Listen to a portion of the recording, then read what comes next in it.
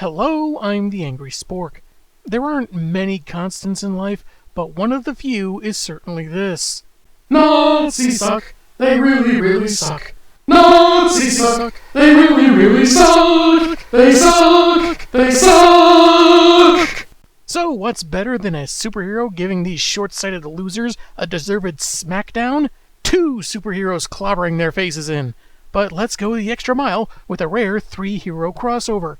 I'm taking issue with Batman/Hellboy/Starman, written by James Robinson, with art by Mike Mignola and Matt Hollingsworth. Let's see if this comic makes us want to turn the page, or turn our heads.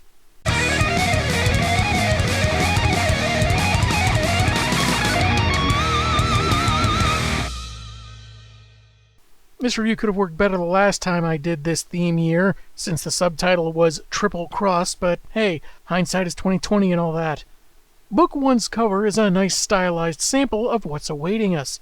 Bats in red looking like they're dropping in from somewhere, a couple swastika-bearing chumps that will likely see a solid beatdown, a tiny jester head that feels kind of out of place, and the original Starman in the background, apparently providing the dramatic lighting. We begin in Gotham as police helicopters, on the lookout for the Joker, spot him on a rooftop just as Batman joins pursuit. However, the cops find it difficult to keep up with them. They're moving too fast. Hard to see with all the spires. I mean, why are so many buildings in Gotham inspired by Gothic architectural aesthetics? Jeez, Gotham, Gothic. I've lived here 32 years and I just now get it. And hey, good on this other officer telling him to do his best. Positive reinforcement is important and should be encouraged. The clown throws a jester head, not unlike what we saw on the cover, and tosses it, I think down to the lower floors of the building they're on, and it explodes to such a degree that either that thing was some kind of mini super bomb, or it was thrown into a room full of gasoline and oily rags. It's a slim chance Joker just took himself out, as the cops see Batman still standing, but one of them assumes he doesn't really want company right now. I'm so alone. Why will no one hug me? Later, in Gordon's office, Bats states the obvious how more lives are at stake the longer Mr. J is on the loose. That he's like a bomb they wait for until it detonates, and the death toll increases. They recall an incident at a bar the previous July. They had a hockey match on TV, and the Joker wanted to watch Frasier, so he killed everyone in the place. Though, let's be honest, it'd be a pretty Joker thing to do if he had killed those people before stating he wanted the channel changed, then left after finding out it was a rerun. With so many sightings lately, he's got to be up to something, and while confident the Dark Knight will find him, Jim says his pointy-eared compatriot needs some rest. Bats starts saying he won't rest until... he catches the clown, probably, but he stops, grasps his head, and says it'll be morning soon. You could argue he's pushing himself to exhaustion, or maybe just feeling the weight of what could happen, the potential fatalities from the next attack. Either way, I do like this pause here. Sometime later, Bruce is meeting with Ted Knight, the OG Starman, an older man now, who feels his work isn't half as accomplished as he feels it should be at this point. I should have been the first to perfect cheese-stuffed pretzel technology. He's agreed to give a lecture at an alternative energy conference organized by Wayne Industries, which is starting in a couple minutes, and give an advanced look at his research. It's a couple years shy of completion, but he's happy to give folks a preview so they know what to expect. It also gives a good head start to idiots pretending to be intellectuals on the internet trying to spin clean, inexpensive energy as somehow a bad thing. And in case you weren't aware, the Starman identity isn't exactly a secret here. Not only does he acknowledge that his son Jack now carries the mantle, but his presentation even cites Ted's own time in tights, with visual aids. He's certain that between his hero experience and lab studies, his research will be the answer. Recently, he's tried utilizing the science that created the cosmic rod in more day-to-day applications. But before he can elaborate on superpowered hedge trimmers or toasters, he's interrupted by some Reich holes. Illinois Nazis. They incapacitate security with some kind of energy flash as the audience heads for the exit, with one notable exception. Would anyone really suspect his secret if Bruce didn't bother to put on the suit and just started punching some Nazis in his civvies? I mean, yeah, he's Bruce Wayne, but they're Nazis. Now you want to get nuts? Come on, let's get nuts. Even Ted manages to knock some of them back, Given this visual effect in the panel, maybe he still has some Starman power in his old frame, but then again, you're never too old to punch Nazis. Unfortunately, these invaders have already demonstrated some energy-wielding abilities of their own, and one knocks him out. That's when Batman arrives, wasting no time in chucking those batarangs. One sweet, naive summer child insists he's just one man, and orders several goons to blast him, if only to keep him occupied while they make off with Night. Two make it through the exit, ordering the others to come along, I guess thinking either they have a good enough head start, or that Bats is a reverse vampire that can't leave a place without permission, but one stays behind to tangle with Pointy Ears, letting the others vamoose. The straggler says the hero won't be able to stop them, and it will soon be October. These filthy lower primates are after our strategic reserves of Halloween candy. He bursts with energy, self-destructing and leaving nothing behind but a fascist skeleton and a green swastika? Did he burn that into the floor, or is it more of a visual effect from the artist, not really there in-universe?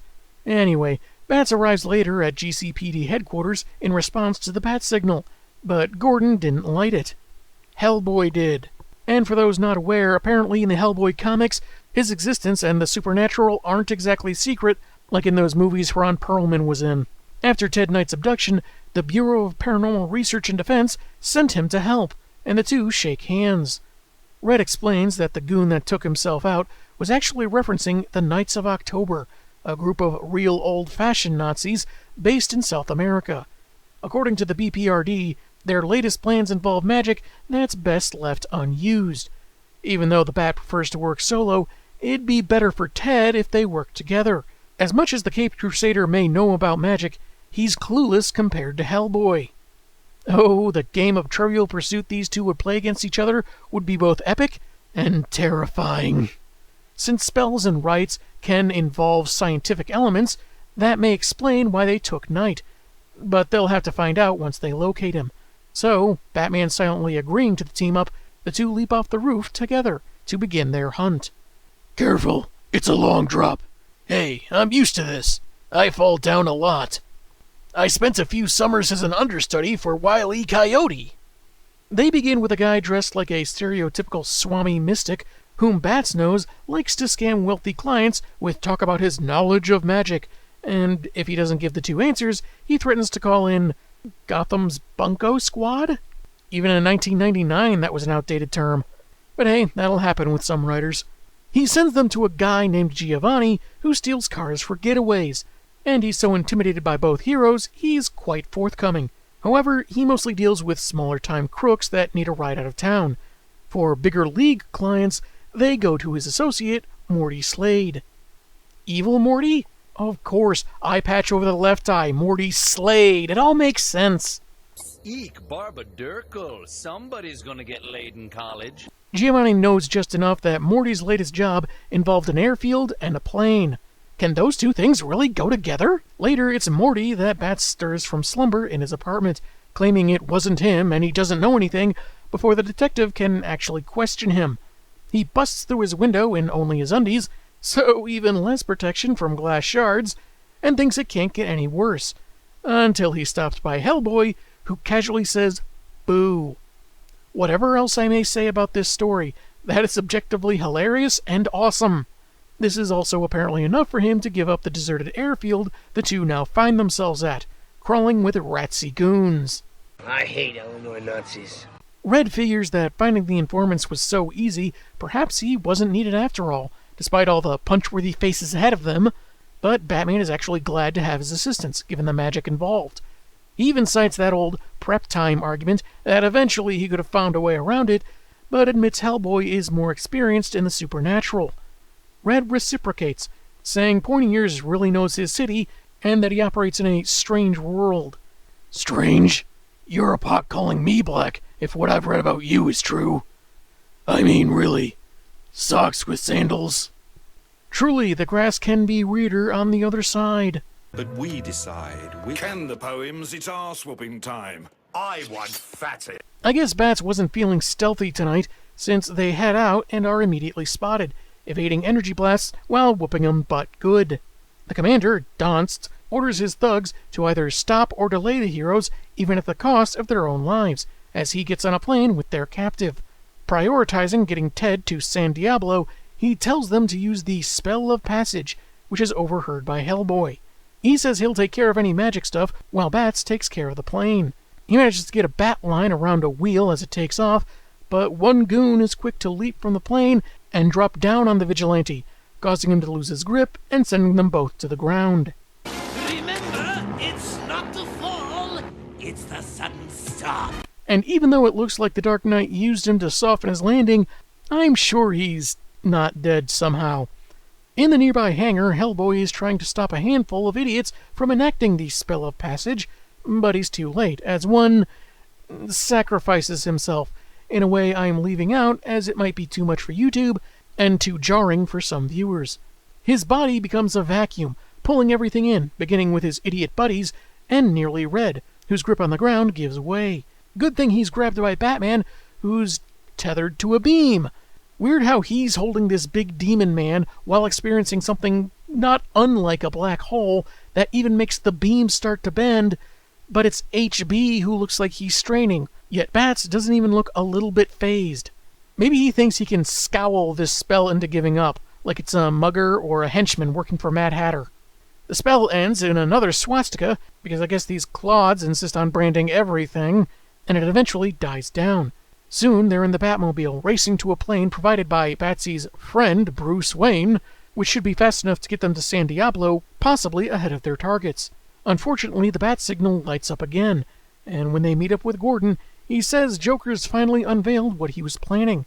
He's threatening to turn the children of the city's 20 wealthiest businessmen into crazed copies of himself. So, basically what he did in Return of the Joker. Did he find out that they were secretly masked crime fighters too? I mean, not that I'm a wealthy businessman. I work at Sears. Yeah. Bats will still provide transport and head to San Diablo if he finishes his mission in time, but he can't go right now. Red understands, but hopes one hero will be enough against the horde he's likely to face. But he won't be alone, as Jack Knight, the current Starman, arrives, saying he's tagging along, as Book 1 comes to an end. Were you waiting up there the whole time to make a dramatic entrance? You can't prove that. So Bats is going to be a little busy clown hunting, but it's not like he didn't get a good helping of fascist faces to punch. Tune in next time as Hellboy and Starman face off against the rest of the Knights of October to rescue his dad and end whatever crazy magic science plot they've got cooking. Hey, maybe they're going to resurrect Adolf so he can get pummeled to a bloody pulp too. One can only hope. I'm the Angry Spork, and man, have I got issues.